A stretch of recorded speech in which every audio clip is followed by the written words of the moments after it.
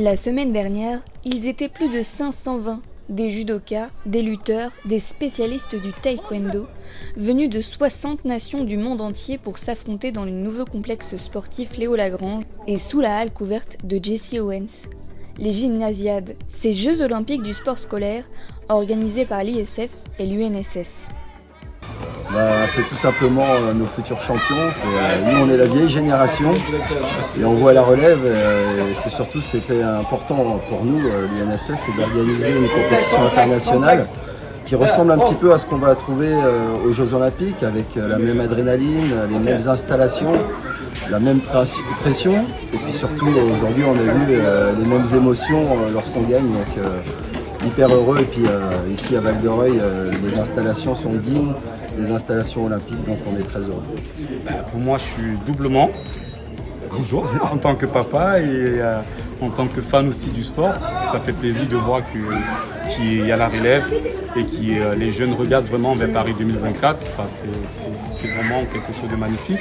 Et on remercie vraiment cette belle ville qui accueille cet événement. Et on souhaite à tous les jeunes vraiment une belle aventure. Parmi eux, des pépites françaises comme Junior et Malika, médaillés d'or. Je suis très content que l'organisation m'a accueilli dans ce beau complexe. C'était magnifique. Les équipements pareils, magnifiques, beaux.